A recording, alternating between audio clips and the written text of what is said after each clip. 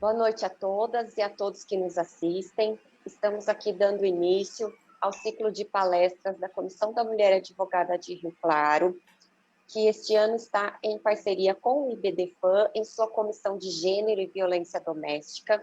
Todas as quartas-feiras, às 19 horas, estaremos no Facebook da OAB Rio Claro, às 19 horas com as lives.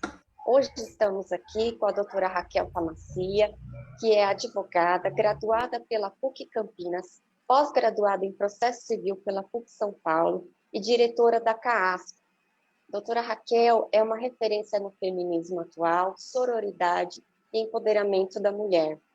A doutora Raquel esteve aqui em Rio Claro, nossa casa, em março de 2019, também em comemoração ao mês da mulher, e agora, novamente, virtual, que com certeza irá alcançar muito mais mulheres, para a gente entender melhor o que é o feminismo, o que é a sororidade, para a gente se ver mais como irmãs, né, e mudar a nossa cultura. Então, vou passar a palavra para a doutora Raquel, e ao final vou mediar as perguntas.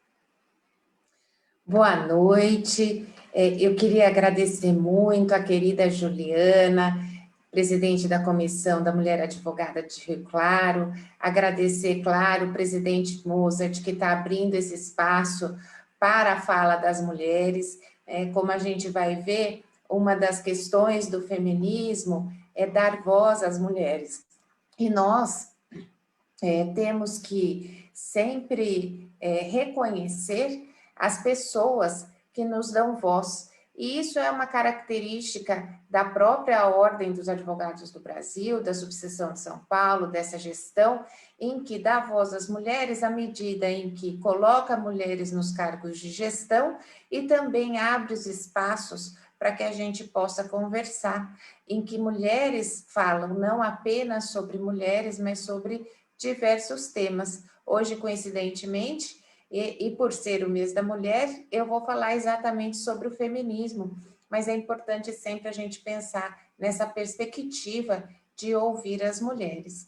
Bem, eu posso dizer que a Juliana me desafiou, porque ela veio me pedir para falar sobre o feminismo de uma forma que a gente retire do feminismo os mitos, né? Quais são esses mitos e por que o feminismo é tão atacado na sociedade, né? A gente vê, tem até páginas no Facebook, eu não sou feminista, né? Então, são mulheres e homens que atacam o feminismo, e é importante nós entendermos o que é o feminismo, né? Qual é a sua história, eu vou passar rapidamente por isso, e também o porquê desses ataques que são feitos e em que lugar devemos estar, nós mulheres que pretendemos uma posição de equidade dentro da sociedade.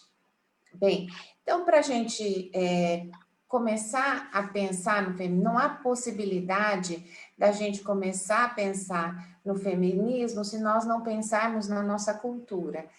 Qual é a forma que nos constrói? Nós estamos num país em que a religião vem fortemente ditar as regras sociais. Embora exista a laicidade do Estado, nós sabemos que as pessoas são religiosas, as famílias são religiosas, e esses conceitos, ainda para as pessoas não religiosas, essas regras sociais acabam passando. De outro lado, nós somos um país colonizado, né? Então, nós temos também a ideia da colonização. Então, toda essa cultura que nós temos que pensar, é a forma com que olhamos o mundo. Nosso olhar sobre o mundo é muito importante, porque o nosso olhar sobre o mundo vem de um olhar machista. Nós temos esse olhar a partir da constituição da própria sociedade. Quando eu digo aprendemos a ser machistas, não quero dizer ou culpabilizar a mãe e o pai das pessoas, não é isso. É uma estrutura machista que nos ensinam as posições que temos que ocupar dentro da sociedade a partir da nossa posição de gênero. Ou seja, se eu sou mulher, eu ocupo determinadas posições, se homem, ocupa outras posições, e como nós vamos ver, essa questão não pode ser desligada do gênero, além também da questão da classe e da raça. Tudo isso está interligado e vai determinar as posições do mundo de acordo com essa cultura. Outra questão importante é compreender o patriarcado. O patriarcado são os sistemas de relação de poder em que a maioria dos homens estão no poder. Então, nós temos hoje um sistema patriarcal, não só no Brasil, como no mundo. Se nós vemos um governo, por exemplo, eu vou tomar o exemplo do governo federal. Um governo federal formado, quando a gente olha na televisão as reuniões governamentais e tem em sua esmagadora maioria homens brancos e de determinadas idades, nós podemos dizer com tranquilidade que estamos numa sociedade patriarcal. Quando nós pegamos as empresas que agora estão tomando alguma consciência e fazendo algumas mudanças significativas, mas ainda é muito pouco, e pegamos as grandes empresas e vemos que os conselhos, os diretores são homens, nós temos que há patriarcado também dentro do sistema privado. Então, a sociedade é patriarcal, ou seja, homens estão ditando as regras. E no sistema religioso é da mesma forma. Nós pegamos a estrutura religiosa, nós temos a maioria de homens nas posições de comando. Então, essa sociedade é sim patriarcal. Estamos inseridas numa sociedade patriarcal. E essa questão não é nem uma questão que podemos falar que seja uma questão ideológica, mas é uma questão de fato. É o número, né? Não existe a gente dizer não, talvez é um pensamento. Não é uma forma de pensar, uma realidade. Então, estamos inseridas numa sociedade patriarcal. E dentro dessa sociedade patriarcal, vige a misoginia. E o que é a misoginia? Né? Dizem, né, a palavra misoginia é o ódio contra as mulheres. E essa misoginia está muito presente na nossa sociedade. Quando dissemos do ódio contra as mulheres, nós podemos dizer do ódio dos homens contra as mulheres, mas só do ódio das mulheres contra as mulheres, e muitas vezes do ódio de nós mesmas contra nós, né? Quando nós pensamos na misoginia, em que nós, mulheres, estamos absolutamente insatisfeitas com os nossos corpos, é uma forma de misoginia, porque pensamos a mulher dentro da sociedade como um corpo que tem obrigatoriamente que ter beleza. E quando essa beleza não está presente aos nossos olhos, isso é muito importante deixar claro, porque a beleza individual ou a beleza imposta, então, aos meus olhos, eu não sou bonita, e isso não significa que seja uma verdade, pode não ser, né? Porque é subjetivo.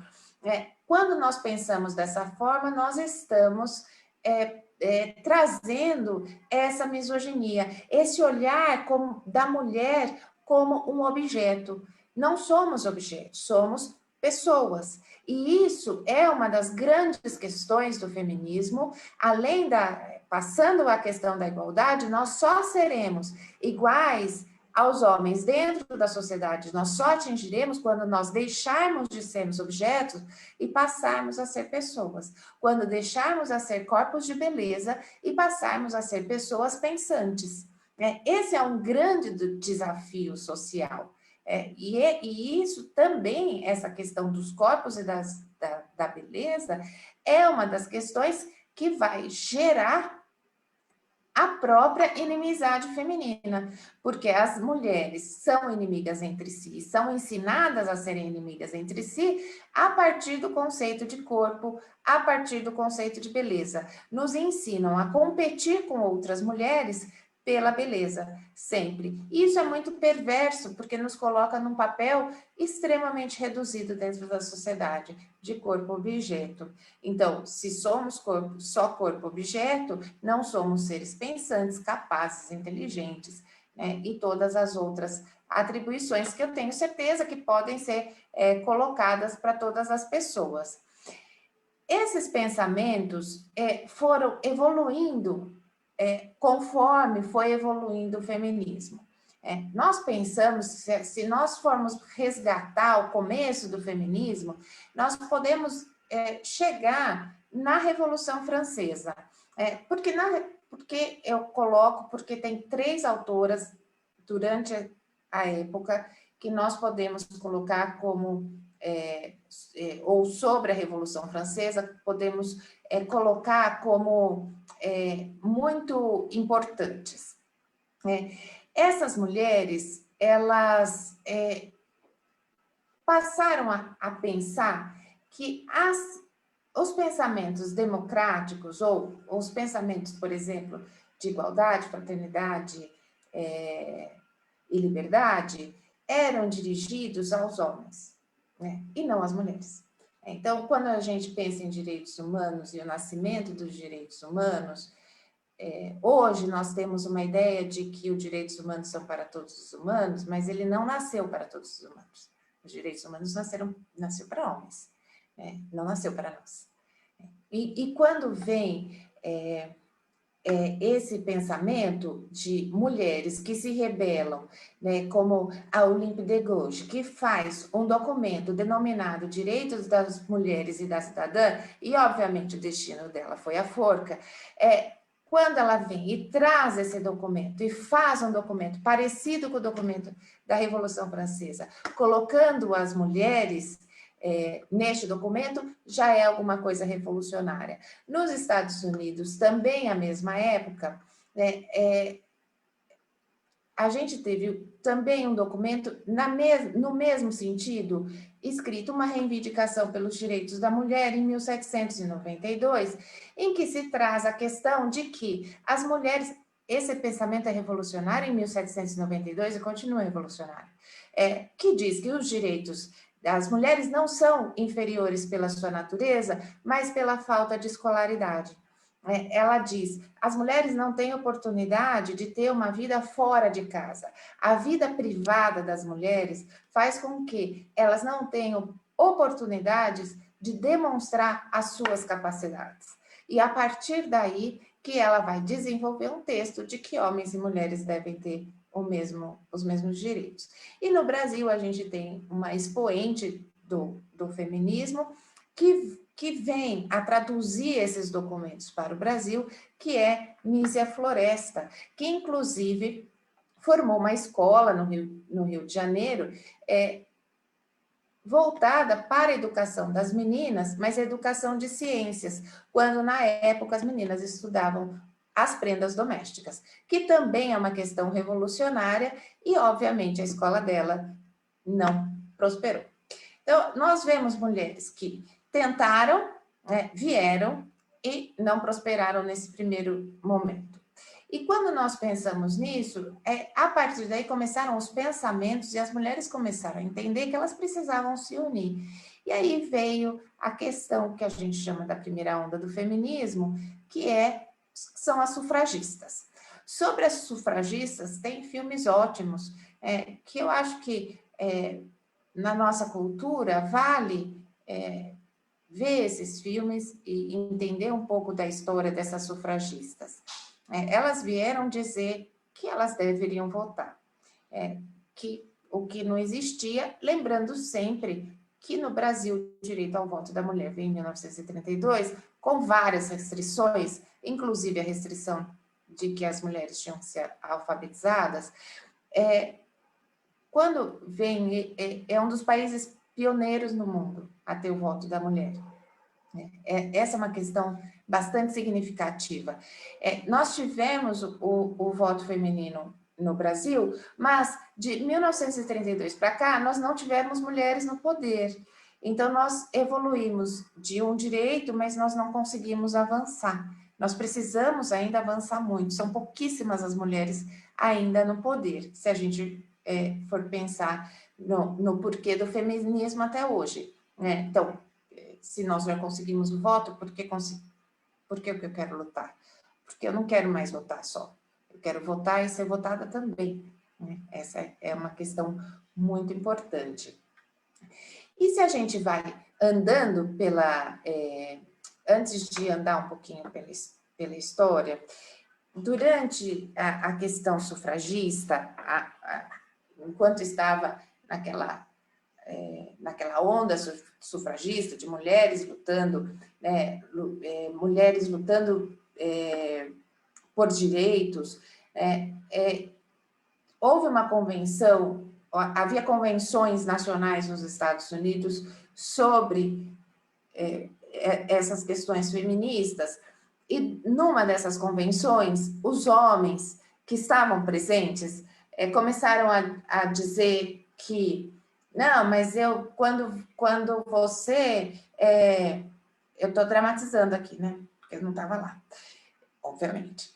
Não, mas quando você tem que subir numa carruagem, eu tenho que abrir a porta. Quando você vai passar uma poça de lama, eu tenho que te carregar. Quando você vai se sentar, a gente te dá os melhores lugares. Então, os homens estavam falando nesse sentido, aquele sentido bem dama, que também é opressor, né? Nos colocar no lugar de dama também é uma forma de opressão, de me dizer você é fraca. Né? Quando nós temos os melhores lugares, nós temos a porta aberta, né? Troca o pneu do carro e etc. e tal, são todas pequenas formas de dizer, mulher, você é menos do que um homem, então eu te dou um lugar. Né? São formas de se dizer, de oprimir, oprimir com elogios, né? Que é muito comum, né? Nós somos oprimidas com elogios o tempo todo. Mas nesse momento, Sojourner Truth, que era uma negra, ela fez um discurso impressionante e eu vou tomar a liberdade de ler o discurso dela, porque eu acho que a partir desse discurso a gente passa a pensar também no feminismo negro. E por que nós falamos do feminismo negro e por que nós falamos que são diferentes o feminismo branco do feminismo negro? Volto a dizer, sou uma mulher branca, e jamais poderia falar no lugar de uma mulher negra, não tenho lugar de fala, mas acredito que posso trazer os problemas que eu conheci através dos estudos, através de algumas convivências. E ela diz o seguinte, aqueles homens ali dizem que as mulheres precisam de ajuda para subir em carruagens e devem ser carregadas para atravessar valas, que merecem o melhor lugar onde estejam. Ninguém jamais me ajudou a subir em carruagens ou saltar sobre poças de lama, e nunca me ofereceram lugar algum. E eu não sou mulher? Olhem para mim, olhem para os meus braços. Eu arei e plantei e juntei colheita nos celeiros, e homem algum poderia estar à minha frente. E eu não sou mulher? Eu poderia trabalhar tanto e comer tanto quanto qualquer homem, desde que eu tivesse oportunidade para isso, e suportar o açoite também. E eu não sou mulher? Eu pari 13 vezes e vi a maioria deles ser vendida para escravidão. E quando eu clamei com a minha dor de mãe, ninguém, a não ser Jesus, me ouviu. E eu não sou mulher? A partir dessa fala, primeiro que ela faz um estabelecimento da natureza feminina. A natureza feminina colocada pelos homens de mulher frágil só serve para mulher branca, para as mulheres negras não. Quando as mulheres brancas clamam por trabalho, as mulheres negras já estavam no mercado de trabalho há muito tempo, desde a escravidão. Então, as mulheres negras escravizadas já trabalhavam. As mulheres negras libertas, depois da escravidão, continuaram a trabalhar, porque elas continuaram os serviços domésticos. Quando nós pensamos nas pautas feministas, por exemplo, da primeira onda de estudo, trabalho e sair de casa e ter própria renda, nós pensamos prioritariamente nas mulheres brancas.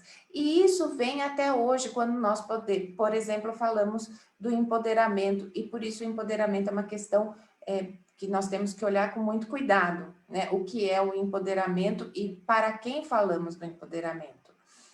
E aí, passa-se o tempo, vem os anos 60, nos anos 60 vem o feminismo, que começa a questionar, a partir do pensamento de Simone de Beauvoir, o gênero feminino.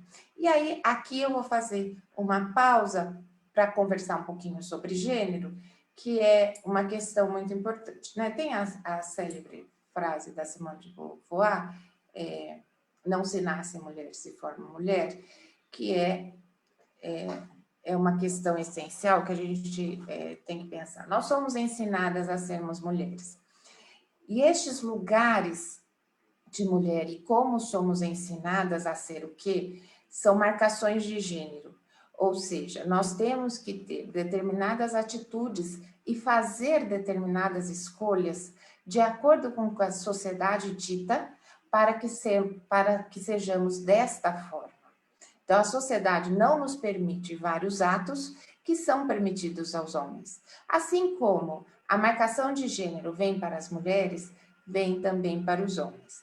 Então, eu vou começar pelos homens e depois eu vou passar para as mulheres. Então, quando nós dissemos assim, o homem tem que ser provedor e sustentar a família, isso é uma fala comum, né? Uma fala até hoje, a gente escuta isso, né?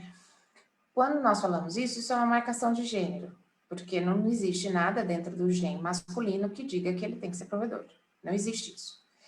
Existe que pessoas podem trabalhar e têm capacidade de trabalho e têm capacidade de renda. Isso é a verdade. Quando nós colocamos os marcadores femininos, e qual o problema dessa questão de gênero de marcadores, é que os marcadores femininos são sempre de colocá-las no lugar de oprimidas. A marcação de gênero, da marcação de gênero, nasce o machismo. Porque nessas marcações de gênero, e aí eu vou voltar um pouquinho na minha fala do que eu já falei, uma das questões é exatamente o objeto. A mulher, objeto que serve ao homem.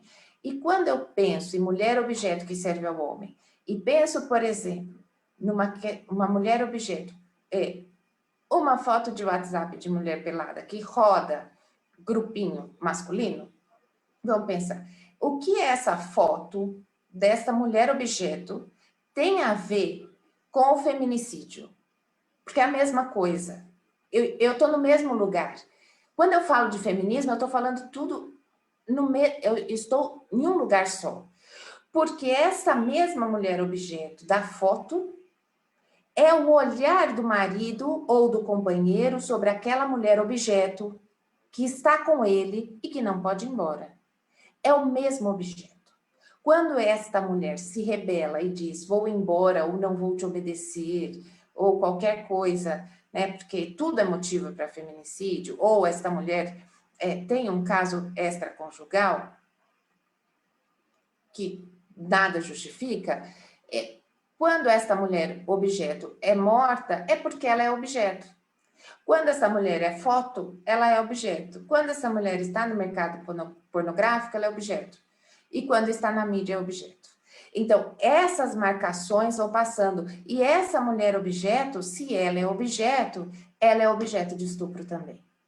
Então, a partir desse pensamento machista de mulher objeto, é que nós temos que combater. E por que nós dissemos que nós temos que combater o machismo quando pode-se dizer, algumas mulheres dizem, mas para quê? Se eu estou confortável dentro desse lugar. Eu sou confortável sendo... Ou ela não compreende que ela é oprimida, mas, por exemplo, eu sou confortável sendo sustentada pelo meu marido, ou porque eu não quero trabalhar, ou porque não... Porque com o feminismo deu muito trabalho para as mulheres, deu mesmo, né? Porque nós trabalhamos fora e dentro. A gente não conseguiu ajustar o tempo ainda do feminismo. Mas por que nós dissemos que esse machismo não pode vigorar com essa mulher objeto? Qual o problema de... Quando Simone de Beauvoir fala que nós construímos e que nós podemos construir outras coisas, né? Ser outra mulher, ser o que quisermos, basicamente isso, qual o problema do machismo me colocar nessa posição? E eu vou responder para vocês, mas eu vou responder em números. 10 estupros por dia acontecendo no país. Cada 11 minutos uma mulher é estuprada. 40% das mulheres com mais de 16 anos sofreram assédio dos mais variados tipos Isso são dados de 2016. 22% das brasileiras sofreram ofensa verbal. 10% das mulheres ameaça de violência física.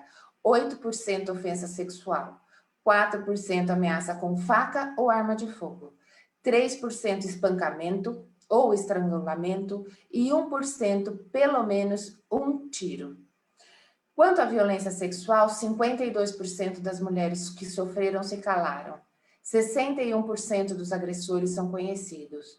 42% dos homens brasileiros dizem que as mulheres que não se dão ao respeito não são, ao contrário, as mulheres que se dão ao respeito não são estupradas. 30% dos homens acham que mulheres que usam roupas provocativas não podem reclamar se for estuprada. E 86,5% dos homens entrevistados acreditam que o exagero das mulheres em usar maquiagem, isso é um dado importante, 86,5% dos homens acreditam que o exagero das mulheres em usar maquiagem é a principal causa do aumento do abuso sexual em lugares públicos.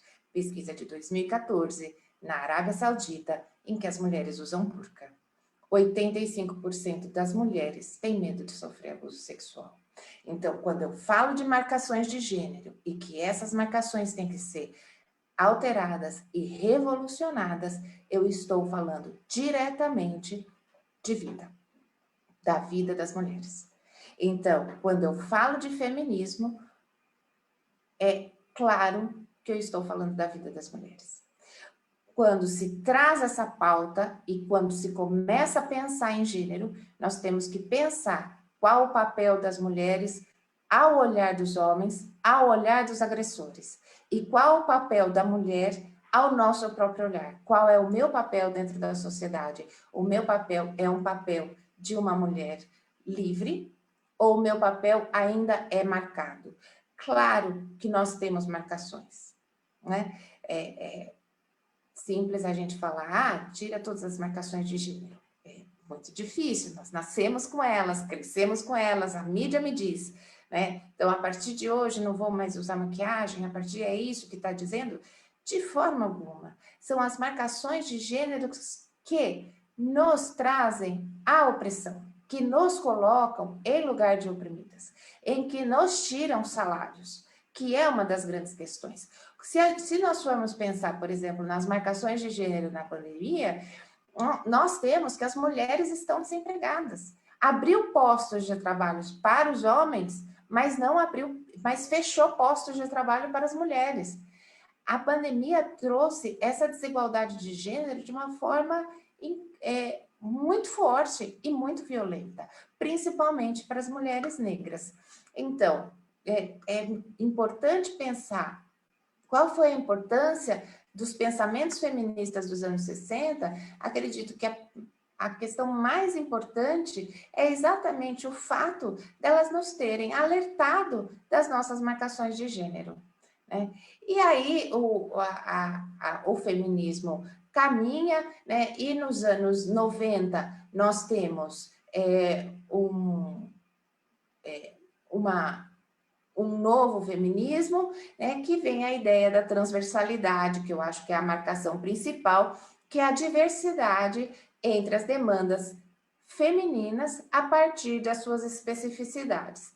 É a partir dos anos... Claro, as mulheres negras têm uma luta muito importante, muito antiga, mas a partir dos anos 90, essa luta das mulheres negras passa a integrar todas as lutas femininas, mas nós começamos a pensar em outras mulheres também, por exemplo, nas mulheres lésbicas, nas mulheres com deficiência, nas mulheres idosas. Cada grupo de mulheres tem as suas demandas, embora todas juntas vão buscar, de fato, uma integração na sociedade, de forma que seja uma sociedade mais justa. E a quarta onda, que a gente pode dizer, que veio da ONU, na campanha Pequim Mais 20, em que colocou as nossas pautas, são 12 pautas, que a ONU coloca, mas que a gente pode resumir ou fundamentar em acabar com a violência contra as mulheres e meninas, mulheres devem ter igualdade de oportunidades, e aí é interessante falar, porque não se fala mais em igualdade de direitos, porque a igualdade de direitos nós estamos alcançando. A igualdade de direitos no mundo, pelo menos vamos colocar no mundo ocidental, a igualdade de direitos das mulheres já está posto. Nós temos igualdade de direitos, está lá na Constituição. Nós temos, inclusive, legislação protetiva, nós temos a Lei Maria da Penha, nós temos a lei do feminicídio, nós temos a importunação sexual, nós temos leis protetivas, então a legislação está bem. Né? O que não está bem? A nossa oportunidade. Nós não temos a mesma oportunidade do que um homem. E se nós colocarmos numa escala, nós temos, os homens brancos têm muito mais oportunidade do que as mulheres, e as mulheres brancas têm muito mais oportunidades que as mulheres negras, e as mulheres sem deficiência mais oportunidades que com deficiência, e a partir daí a gente tem que montar e buscar formar políticas públicas de integração de todas essas mulheres. O que queremos? Queremos estar numa sociedade que seja igualitária. Queremos ser como homens? Não, queremos uma sociedade igualitária. Então, veja, por isso essa questão é bastante importante. O que queremos no fundo, e quando eu digo isso? Queremos a revolução. Essa é a questão, porque eu quero mexer em toda a estrutura social. Né? E, em terceiro lugar, vem a questão de ouvir a voz das mulheres, e em ouvir a voz das mulheres, a gente pode pensar um pouco na sororidade. Estamos ouvindo, de fato, as vozes das mulheres? Estamos prestando atenção no que as mulheres dizem? Como nós vemos as outras mulheres em suas necessidades? Então, para que eu ouça outra mulher, para que eu ouça a voz de outra mulher, seja ela quem for, em primeiro lugar, eu preciso me identificar em qual é meu lugar no mundo. Essa é a primeira coisa. Tem uma frase de Lélia Gonzalez, eu não estou com a frase escrita aqui, mas ela diz no livro dela, que perguntam a ela, o que é ser feminista? E ela diz, é saber qual é o seu lugar na sociedade. A partir desse momento que eu encontro o meu lugar, eu posso encontrar o lugar da outra. E a partir do momento que eu encontro o lugar da outra mulher, é que eu posso dar voz. Então, a gente começa a pensar, por exemplo, dos livros que eu leio, quantas são as mulheres? Dos filmes que eu assisto, quantas mulheres são as diretoras? Ou protagonistas? E se elas são protagonistas, existe rivalidade entre duas mulheres? E mais uma coisa, se tem mais de uma mulher dentro de um filme, elas são parentes? Ou elas conversam entre si sem ser sobre futilidade ou sexo? É super difícil encontrar. Eu não tiro a razão, se esse pensamento começou a vir filmes na cabeça e não encontraram, fiquem tranquilas, porque não tem mesmo, é bem complicado se encontrar. Ou quantas mulheres eu escuto na música? Se eu olhar meu podcast, meu Spotify, quantas mulheres estão ali? Né? Então, nós começamos a pensar o que é ouvir e quantas líderes nós estamos escutando. Quando estamos numa reunião, nós escutamos efetivamente a mulher ou quando um homem fala, nós escutamos melhor? Isso é outra questão, que quando essa questão do homem fala, mulher fala, é uma questão, inclusive, que vem trazer, por exemplo, homem, quando se pergunta, homem pode ser feminista? É uma briga entre feministas de todos os lados, tem opinião para todo mundo. Eu acredito que homens possam ser feministas, eu sou dessa linha. Existem mulheres feministas que pensam que não. Mas quando a gente pensa nisso, e a gente escuta as mulheres que pensam que homens não podem ser feministas, e é importante escutá-las, são mulheres, são feministas, eu vou escutá-las, ainda que eu não concorde com todos os pontos. Quando eu escuto essas mulheres, o que elas me dizem? Porque quando um homem fala, todo mundo escuta. E aí, eles tiram o meu lugar de fala. Se eu abrir para homens falarem sobre feminismo, as mulheres vão escutar os homens, porque nós estamos acostumadas à compreensão de que a palavra válida é só a palavra do homem. Né? Então, essa é uma questão da voz, de ouvir a voz das mulheres que veio no feminismo dos anos 90, que a gente tem que prestar atenção. Existe uma ideia de que nós estamos passando por um novo feminismo. E aí é outra questão extremamente complexa, que vai falar que é a questão da teoria de gênero, que vem especialmente pela Judith Butler, que vai questionar a própria biologia, que é a questão do LGBTQI+, e das várias formas de gênero, que os gêneros não seriam feminino e masculino, mas seria uma multiplicidade de gêneros. E a partir disso vai desenvolver toda uma tese sobre a questão biológica, o gênero, a questão biológica, e o gênero, nesta teoria, vem como identidade e não como eu disse, de construção da feminilidade ou da masculinidade. Ou seja, qual é a minha identidade de gênero? Eu me identifico com determinado gênero. Então, vem a questão da identidade de gênero, que é uma questão diferente do gênero que nós estávamos conversando até agora. São duas questões que a gente tem sempre que ressaltar, que são questões diferentes. Então, essa é o feminismo mais atual. E dentro do feminismo, como o feminismo é uma teoria, obviamente nós temos várias vertentes. Então, existem as feministas radicais, que são feministas radicais porque vêm da raiz do feminismo. São feministas que compreendem que a sociedade tem que mudar completamente. Homens e mulheres e tudo, a estrutura social tem que ser mudada. Por isso, feministas radicais, porque elas querem ir à raiz do problema, né? Em contraponto, nós temos as feministas liberais. O feminismo liberal, que é o feminismo mais palatável, que é o feminismo que a gente escuta na propaganda na televisão, etc. e tal, que é o feminismo individual. E isso talvez possa ser uma crítica de determinado grupo de feministas ao feminismo liberal, que é um feminismo que não fala com todas as mulheres. Porque quando se fala que as mulheres têm que chegar ao poder, que mulheres têm que chegar ao poder? É uma só? Né? Então, o empoderamento individual, esse empoderamento individual de mulheres que podem chegar a ser CEOs da empresa, não atinge, por exemplo, as mulheres, se a gente for jogar a questão de classe e raça, a gente não vai atingir as mesmas mulheres.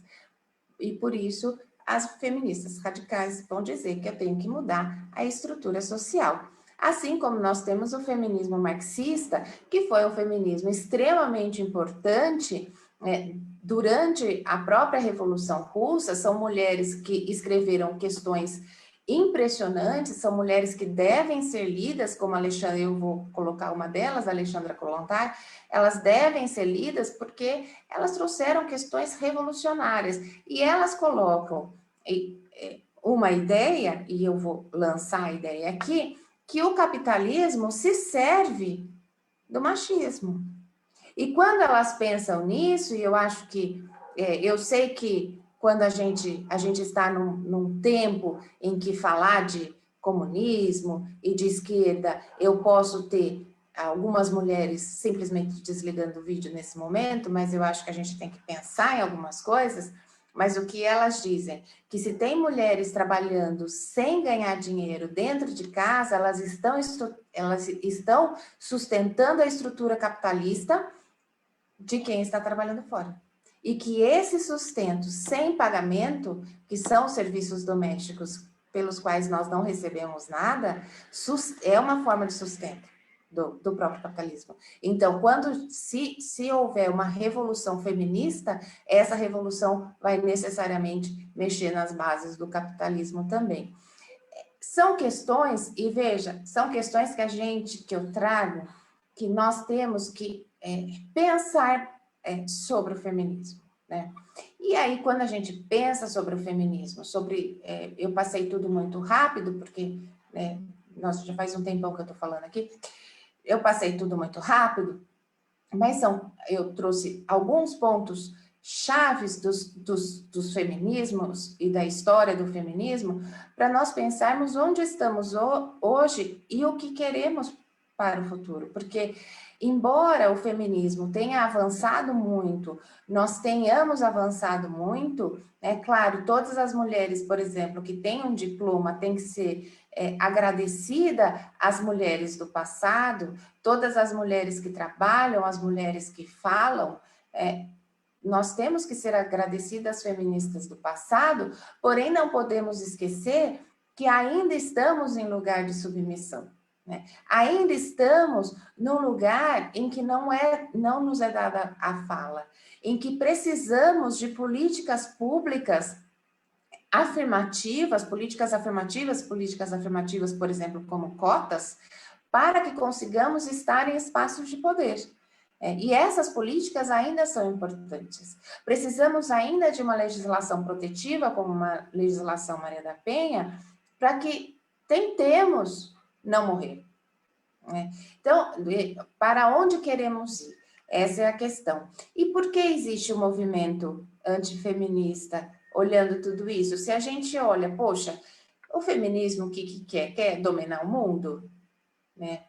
Está gravando, eu não posso dar a resposta correta, mas não, o feminismo quer que as mulheres tenham espaço de dignidade, tenham seus direitos fundamentais garantidos dentro da sociedade, que não tenham sobrecarga de trabalho.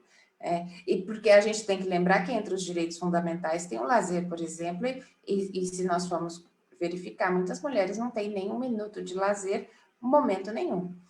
Então, quer dignidade dentro do mundo e que seus direitos sociais sejam respeitados. É isso que o feminismo quer, no fundo. E quando pensamos isso, pensamos, mas por que tem um movimento antifeminista?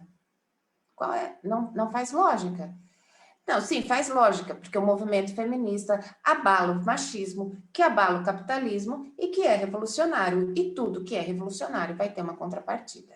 Então, esse movimento inclusive baseado em fake news, baseado em palavras que a gente fica, às vezes, até pelos meus estudos, eu leio algumas coisas antifeministas para tentar compreender o que se diz, porque a gente tem que ler para tentar entender o outro lado. O que me é muito difícil, posso garantir. Mas quando fala feminista, não raspa o braço, feminista... Bem, e se não raspa, o que isso faz de diferença? Essa é a minha pergunta. É uma pergunta que eu fico me pensando. Se a mulher não raspa o braço, que isso faz de diferença na sociedade? Se a mulher é lésbica, que diferença isso faz na sociedade, na estrutura social? Não faz diferença. Se uma mulher passar com a perna peluda aqui do meu lado, agora, o que isso vai abalar a minha estrutura social? Em absolutamente nada. E além disso, a verdade é que isso é mentira. As feministas são de todos os tipos, porque, como eu disse, o feminismo é transversal. Então, tem todas as mulheres. Ele abraça, ou pode abraçar, todas as mulheres. As que raspam os braços, as que não raspam o braço, que raspam a perna, raspam a perna. Enfim. E essas questões é por quê? Porque nós vamos abalar o machismo. E a partir do momento em que nós abalarmos e unirmos a sororidade, ou seja, a união efetiva entre as mulheres, em que mulheres deixem de competir entre si, para que se unam, para que passem a competir com os homens, porque essa é a grande questão da sororidade. Enquanto nós estamos competindo entre nós, eles estão ocupando nossos espaços.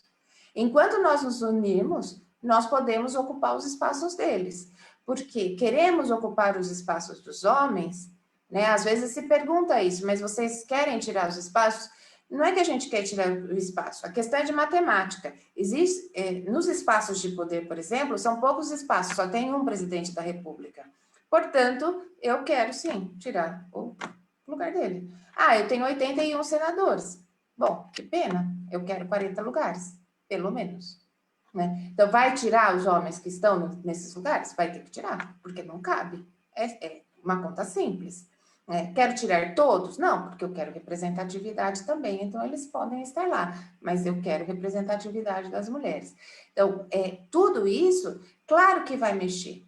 É claro que mexe na estrutura social inteira e, obviamente, as pessoas que estão no comando e que se sentem agredidas por isso e que se veem na possibilidade de perder espaços ou, por exemplo, de perder o seu objeto de opressão, né? Eu vou perder a mulher que eu posso oprimir para passar a ter uma companheira, eu vou perder um objeto para passar a ter uma companheira, dói, né? E essas dores, né, passam para a sociedade, além de toda a cultura que nós tivemos, que é uma mudança de pensamento muito forte. E essa mudança atinge homens e mulheres, e por isso que muitas vezes vemos mulheres antifeministas também. E quando a gente fala de sororidade e mulheres antifeministas, é uma questão muito difícil, mas nós temos que tentar compreender quais são os confortos dessas mulheres e quais são essas opressões que levam essas mulheres a esses lugares.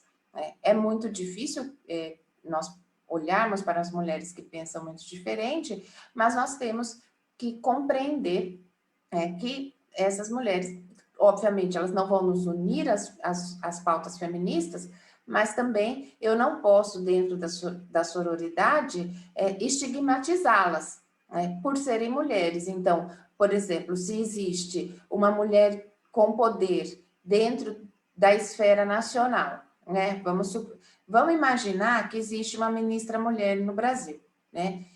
Para a gente não dar nome, mas vamos imaginar que existe. E vamos imaginar que nós não concordamos com as ideias dessas, sendo feministas, não concordamos com as ideias dessa mulher. Eu posso confrontar essa mulher com a sororidade? Claro que sim, eu posso confrontar. O que eu não posso fazer a partir da sororidade é colocar essa mulher, por exemplo, xingá-la porque ela é feia. Isso eu não posso, porque isso é machismo. Eu não posso pegar essa mulher e falar, dizer, por exemplo, que ela tem questões sexuais relativas a ela ou questões pessoais, porque eu não faço isso com homens. Eu não chego e falo assim, eu não gosto daquele senador aquele senador, nossa, ele rouba, ele é tão feio. Ai, gente, que homem feio. A gente não fala isso. Por que a gente fala das mulheres? Essa é a questão fundamental. Eu posso debater ideias e dizer não concordo, mas eu não posso estigmatizá-la por ser mulher ou colocá-la de novo numa posição de mulher. Então, são essas as ideias feministas, não sei se eu consegui atingir os objetivos da doutora Juliana, que com tanto carinho me convidou, espero ter atendido, mas para finalizar, o que a gente tem que buscar, né? Como buscar tudo isso? É uma mudança de comportamento e mudança, por exemplo, inclusive na linguagem, né? Como a gente viu o CNJ agora, obrigou a linguagem neutra em todos os documentos.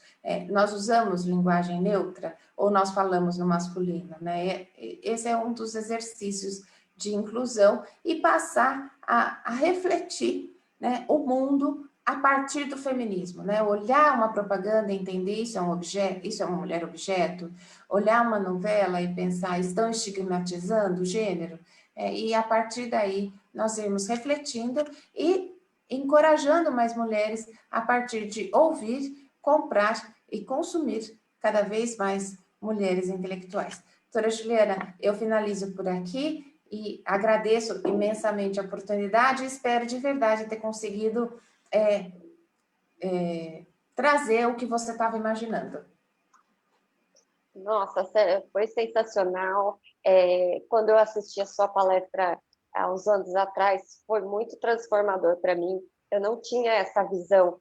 Vamos contratar mulheres, vamos procurar por mulheres.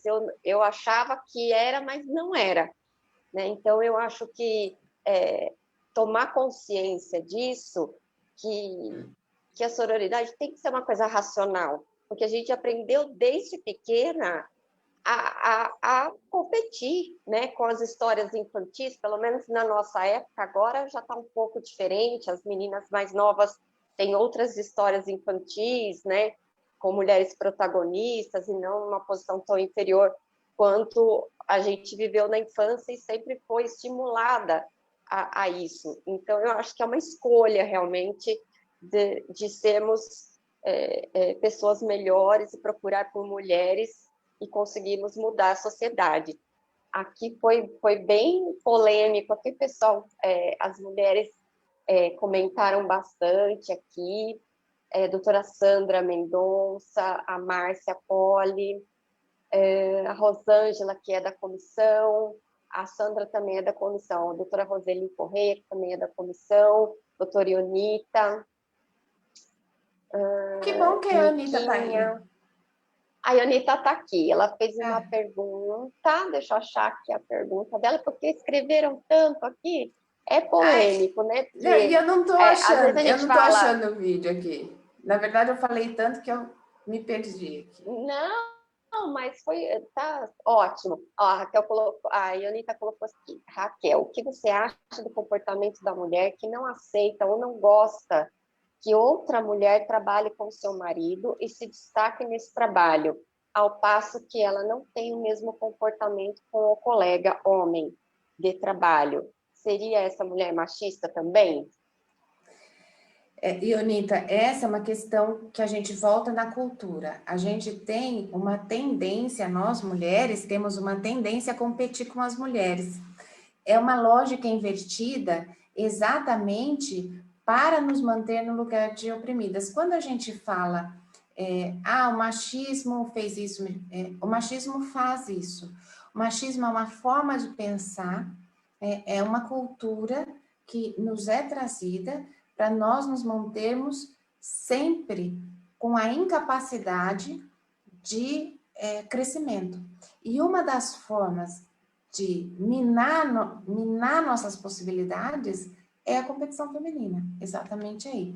Então, quando uma mulher, acho que pelo que eu entendi, ela tem inveja da outra mulher, mas não tem inveja do homem, né?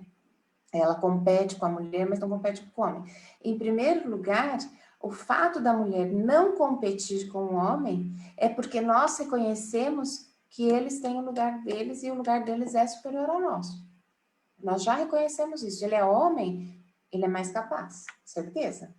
Então, nós não invejamos a capacidade dele. Olha que coisa mais esquisita.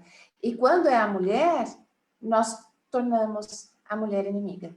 Porque nós invejamos essa mulher, porque nós aprendemos a invejar as mulheres, nós aprendemos a competir, e competir pela beleza.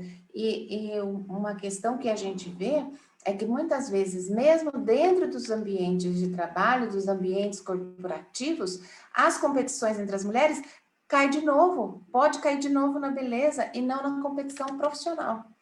Nós estamos tão focadas nessa questão absurda, que é tão naturalizado que acabamos caindo. Mas essa questão dela, e dizer que essa mulher é machista, somos machistas, todos nós. Estamos enraizados no mundo machista, racista, homofóbico e capacitista. Então, quando nós olhamos para essas pessoas, nós olhamos já, o nosso olhar é assim, né? Por que quebrar o machismo é tão difícil? Porque ele é interno, ele está internalizado. Então, é um exercício? Sim. Se ninguém disser para essa mulher, faça o exercício de não ser machista, ela nunca vai aprender. E a partir daí a gente pode até chegar no ponto de pensar que precisamos sim falar sobre gênero nas escolas. E quebrar e fazer com que as crianças compreendam as capacidades das mulheres, né? E as possibilidades e a não competição, a sororidade, toda essa questão. Mas, sim, há mulheres mais machistas, menos machistas, pelo contexto até em que ela viveu, com certeza, mas machistas somos todas nós. Até a doutora Miriam Ravanelli passou aqui, falou boa noite. Sempre um enorme prazer em ouvir a doutora Raquel. E realmente eu espero que essa live, quem não assistiu agora, assista depois, porque realmente é muito transformador.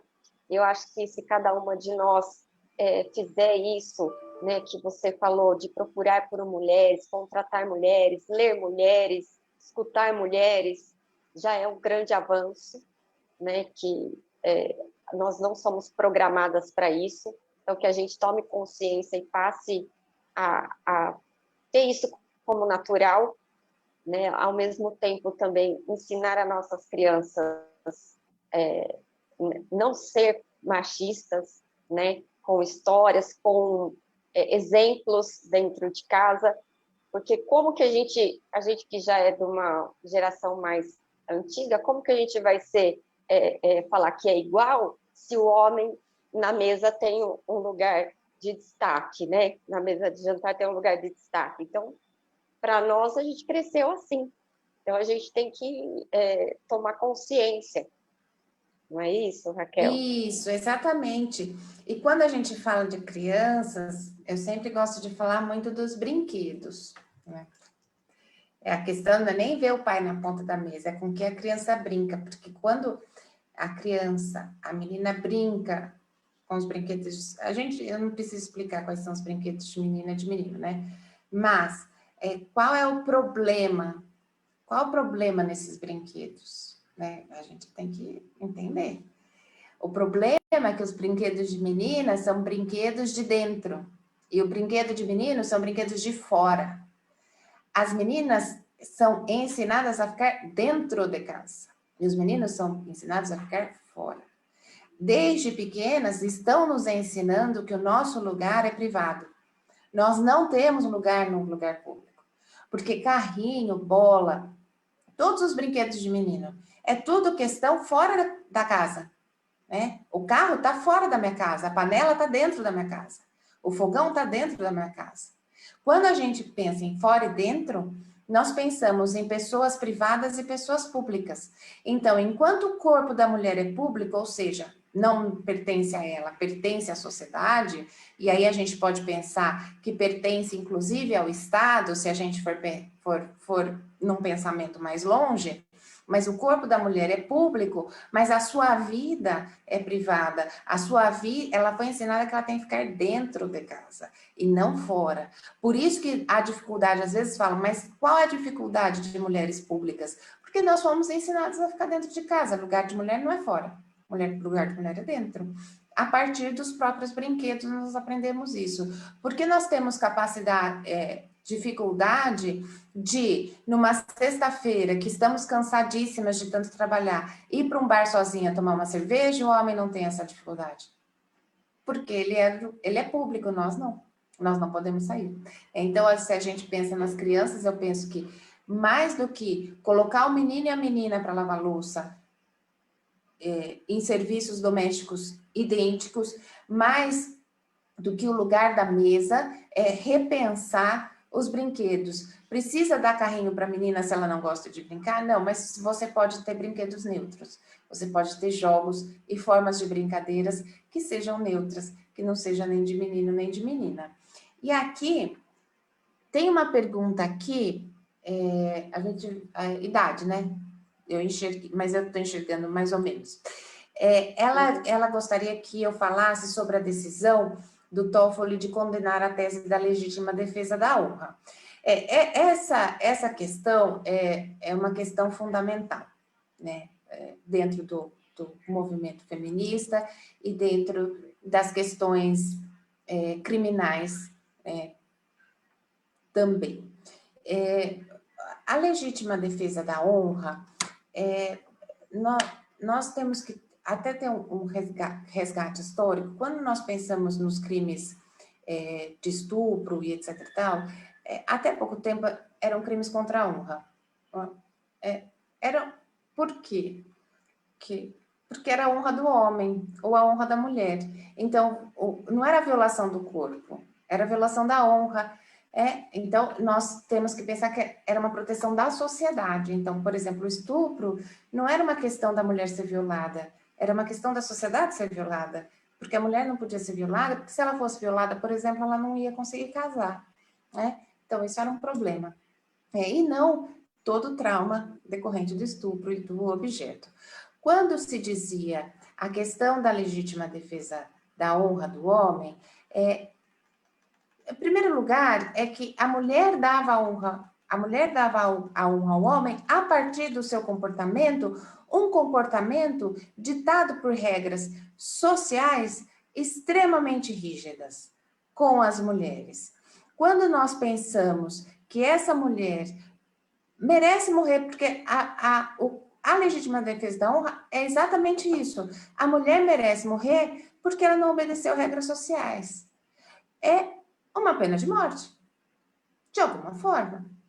Né? Se o marido pode matar a mulher porque ela o traiu, ou o traiu de forma pública, ou usou uma minissaia, ou etc., qualquer que seja a questão da honra, mas sempre é ligada à sexualidade feminina, o que eu posso dizer é que ela legitima uma pena de morte à mulher que não obedece às regras sociais. Então, quando eu penso que isso cai, e em 2021, é impressionante. E foi uma luta feminina muito grande em relação a isso, no caso da Ângela Diniz, né? Porque a Ângela Diniz foi morta em 76, dezembro de 76, e a defesa, quando a gente fala do caso dela, ela foi julgada no tribunal do júri, e não ele, porque ele era réu confesso. As atitudes dela, a forma de vida dela foram julgadas, e eu pego um caso emblemático, mas são milhares da mesma forma, ou seja, a mulher é levada a julgamento quando ela é a vítima, pior, uma vítima morta, que não pode se defender. Né? A vítima morta é julgada por suas atitudes, ao invés do réu ser julgado por ter matado. E nesse julgamento, por que esse julgamento é simbólico? Porque quando ele não foi condenado a penas mínimas, quando ele foi, que é o Doc Street, inclusive faleceu ano passado, quando ele foi condenado a penas mínimas, o movimento feminista se mexeu no Brasil inteiro e começou a levantar os casos das mulheres que eram mortas. Então, ela foi um ícone realmente, porque ela era uma mulher muito importante e, ao mesmo tempo, ela levantou esse debate em 76. Né? Se a gente for contar o julgamento e tudo, vamos colocar que é os anos 80. Faz 30 anos e nós estamos, de novo, nos tribunais falando a mesma coisa, que não existe legítima defesa da honra, existe legítima defesa do corpo. Até porque a honra é individual. Ninguém me dá honra, eu me dou a honra. Né? A honra é minha, né? Não é do outro. Então, quando você traz essa questão para o debate feminista, é uma questão muito forte. Eu fico inconformada de estar em 2021 falando disso. É um absurdo, é um grande absurdo, mas já que temos que falar, que bom que veio essa decisão, porque é uma questão que muito machuca e muito mata, legitima a morte das mulheres. Então, acho que esse é o pensamento respondendo aí a pergunta, e já deixo para vocês uma dica de ouvir o podcast Praia dos Ossos, que é exatamente da morte da Ângela Diniz, que traz essa questão de uma forma muito bonita, de uma forma muito forte, que dá para entender muito bem. Eu gosto muito das artes no direito, eu gosto de compreender, e o podcast é uma forma nova de comunicação bem bacana. Nossa, é isso aí. O Mozart, também, doutor Mozart, passou aqui. Boa noite, minhas queridas. Tema sempre relevante. Teve muitos comentários, doutora Raquel, muitos comentários. O pessoal gostou muito da sua explanação. Obrigada. E eu acho que é isso. É ótimo ouvir você. E muito inspirador. E eu acho que a gente tem que pensar se a gente quer fazer uma sociedade mais igualitária e não sabe como, ou não quer, né? Porque parece às vezes que não quer, né? Porque não são coisas tão difíceis, né? Então a gente tem que estar sempre, todo ano, todo mês, todo dia falando e esclarecendo, principalmente as mulheres, porque às vezes a gente tem atitudes que às vezes a gente está nessa programação machista, né? E a gente precisa programar uma coisa boa, uma coisa que nos eleve, que nos melhore, né? Então, eu acho que é isso. Se você tem mais alguma coisa para colocar. Na verdade, eu só tenho a agradecer pela oportunidade de fala novamente, agradecer a presença dessas mulheres incríveis que estiveram aqui. Eu não dei conta de acompanhar no Facebook, então eu não estou conseguindo, eu não achei aqui, eu não estou conseguindo ler as pessoas que estão aqui, mas eu tenho que agradecer muitíssimo para você, Juliana, e agradecer o desafio que você me colocou para falar de um novo tema, né? Eu tive que estudar e preparar, e isso é muito gostoso, é muito bom reler as mulheres incríveis que eu venho lendo, e deixar a dica, procurem mulheres, leiam mulheres, contratem mulheres, vamos, a partir daí que nós, principalmente na pandemia, né, que as mulheres estão perdendo tanto, na pandemia, eu não estou precisando de roupa, mas talvez a mulher que está vendendo aquela roupa não tem comida em casa, né? Talvez uma blusinha a gente consegue, né? Ajudar a manicure, não fui na manicure, mas quem sabe se eu der uma ajudinha para ela e começar a ver pensar mais nessas mulheres, porque só nós podemos nos levantar, não podemos depender dos homens. Perfeito. Perfeito, eu que agradeço, eu sei que você é muito ocupada, né, diretora da CASP, a gente tem você como um exemplo mesmo. Então, muito obrigada, tenho certeza que contribuiu muito, obrigada para todo mundo que assistiu e que vai assistir, tenho certeza, tá bom? Boa noite a todos, até uma próxima quarta-feira que vem, a gente está aqui no Facebook da OAB com mais uma palestra sobre esses temas das mulheres esse mês, tá bom? Boa noite a todos, até a próxima.